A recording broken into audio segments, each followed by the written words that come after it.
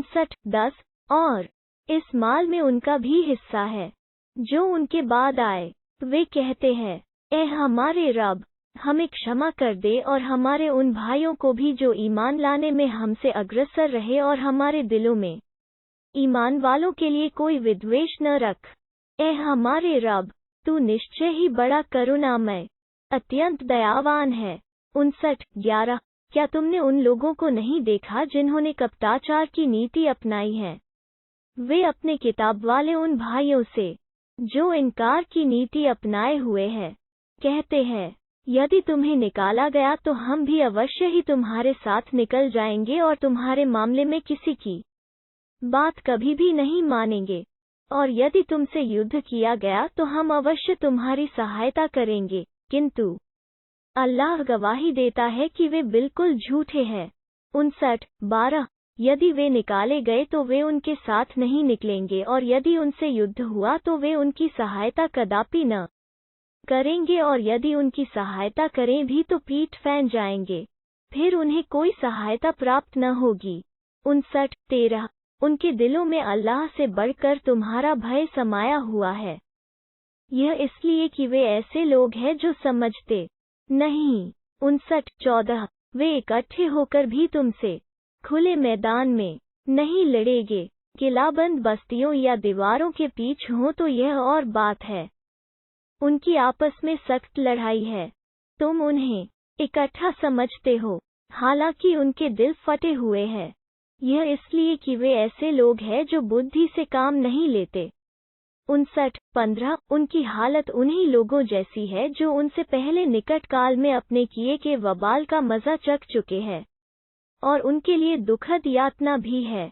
59:16 इनकी मिसाल शैतान जैसी है कि जब उसने मनुष्य से कहा, कुफ्र कर, फिर जब वो कुफ्र कर बैठा तो कहने लगा, मैं तुम्हारी जिम्मेदारी से बरी हूँ, मैं तो सारे संसार के रब अल्लाह से डरता हूँ। 59:17 फिर उन दोनों का परिणाम यह हुआ कि दोनों आग में गए, जहाँ सदैव रहेंगे, और जालिमों का यही बदला है। 59:18 ए ईमान लाने वालों, अल्लाह का डर रखो, और प्रत्येक व्यक्ति को यह देखना चाहिए कि उसने कल के लिए क्या भेजा है, और अल्लाह का डर रखो, जो कुछ भी तुम करते हो निश्चय ही अल्लाह उसकी पूरी खबर रखता है। 59:19 और उन लोगों की तरह न हो जाना जिन्होंने अल्लाह को भुला दिया, तो उसने भी ऐसा किया कि वे स्वयं अपने आप को भूल बैठे, वही अवज्ञाकारी है। 59:20 आग वाले और बाग वाले, जहन्नम वाले और जन्नत वाले कभी समान नहीं हो सकते, बाग वाले ही सफल है। 59:21 यदि हमने इस कुरान को किसी पर्वत पर भी उतार दिया होता तो तुम अवश्य देखते कि अल्लाह के भय से वो दबा हुआ और फटा जाता है। ये मिसालें लोगों के लिए हम इसलिए पेश करते हैं कि वे सोच विचार करें। 59:22 वही अल्लाह है जिसके सिवा कोई पूज्य प्रभु नहीं, परोक्ष और प्रत्यक्ष को जानता है, वो बड़ा कृपाशील अत्यंत दयावान है। 59:23 वही अल्लाह है जिसके सिवा कोई पूज्य नहीं, बादशाह है अत्यंत पवित्र, सर्वथा सलामती निश्चितता प्रदान करने वाला, संरक्षक, प्रभुत्वशाली, प्रभावशाली, टूटे हुए को जोड़ने वाला, अपनी बढ़ाई प्रकट करने वाला, महान और उच्च है अल्लाह उस शिर्क से जो वे करते हैं। 59:24 वही अल्लाह है जो संरचना का प्रारूपक है, अस्तित्व प्रदान करने वाला, रूप देने वाला है, उसी के लिए अच्छे नाम है। जो चीज भी आकाशों और धरती में है उसी की तस्बीह कर रही है, और वो प्रभुत्वशाली तत्वदर्शी है। 60:1 ए ईमान लाने वालों, यदि तुम मेरे मार्ग में जिहाद के लिए और मेरी प्रसन्नता की तलाश में निकले हो तो मेरे शत्रुओं और अपने शत्रुओं को मित्र न बनाओ कि उनके प्रति प्रेम दिखाओ, जबकि तुम्हारे पास जो सत्य आया है उसका वे इनकार कर चुके हैं। वे रसूल को और तुम्हें इसलिए निर्वासित करते हैं कि तुम अपने रब अल्लाह पर ईमान लाए हो। तुम गुप्त रूप से उनसे मित्रता की बातें करते हो, हालांकि मैं भली भांति जानता हूँ जो कुछ तुम छिपाते हो और व्यक्त करते हो। और जो कोई भी तुम में से भटक गया 62 यदि वे तुम्हें पा जाएं तो तुम्हारे शत्रु हो जाएं और कष्ट पहुंचाने के लिए तुम पर हाथ और जबान चलाएं। वे तो चाहते हैं कि काश तुम भी इनकार करने वाले हो जाओ। 63 क़यामत के दिन तुम्हारी नातेदारियां कदापि तुम्हें लाभ न पहुंचाएंगी और न तुम्हारी संतान ही। उस दिन अल्लाह तुम्हारे बीच जुदाई डाल देगा। जो कुछ भी तुम करते हो अल्लाह उसे देख रहा होता है।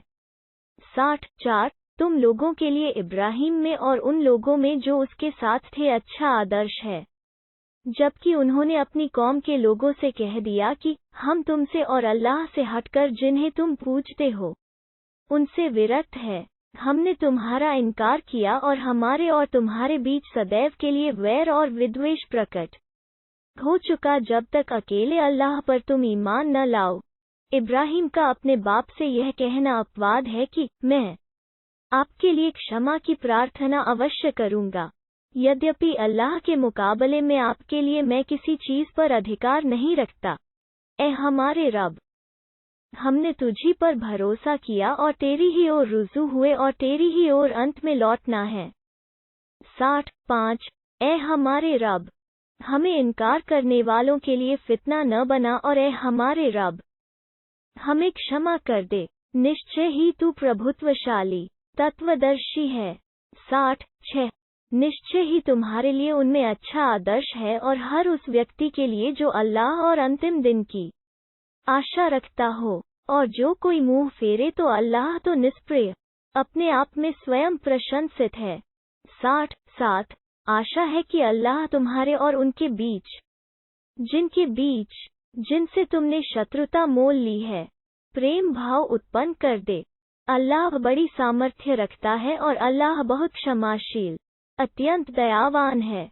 68 अल्लाह तुम्हें इससे नहीं रोकता कि तुम उन लोगों के साथ अच्छा व्यवहार करो और उनके साथ न्याय करो जिन्होंने तुमसे धर्म के मामले में युद्ध नहीं किया और न तुम्हें तुम्हारे अपने घरों से निकाला। निस्संदेह अल्लाह न्याय करने वालों को पसंद करता है। 69 अल्लाह तो तुम्हें केवल उन लोगों से मित्रता करने से रोकता है जिन्होंने धर्म के मामले में तुमसे युद्ध किया और तुम्हें तुम्हारे अपने घरों से निकाला और तुम्हारे निकाले जाने के संबंध में सहायता की। जो लोग उनसे मित्रता करें वही जालिम है। 10 ए ईमान लाने वालों, जब तुम्हारे पास ईमान की दावेदार स्त्रियां हिजरत करके आएं तो तुम उन्हें जांच लिया करो। यूं तो अल्लाह उनके ईमान से भली भांति परिचित है। फिर यदि वे तुम्हें ईमान वाली मालूम हो तो उन्हें इनकार करने वालों अधर्मियों की ओर न लौटाओ, न तो वे स्त्रियां उनके लिए वैद्य है और न वे उन स्त्रियों के लिए वैद्य है। और जो कुछ उन्होंने खर्च किया हो तुम उन्हें दे दो और इसमें तुम्हारे लिए कोई गुनाह नहीं कि तुम उनसे विवाह कर लो, जबकि तुम उन्हें महर अदा कर दो। और तुम स्वयं भी इनकार करने वाली स्त्रियों के सतीत्व को अपने अधिकार में न रखो, और जो कुछ तुमने खर्च किया हो मांग लो, और उन्हें भी चाहिए कि जो कुछ उन्होंने खर्च किया हो मांग ले। ये अल्लाह का आदेश है, वो तुम्हारे बीच फैसला करता है।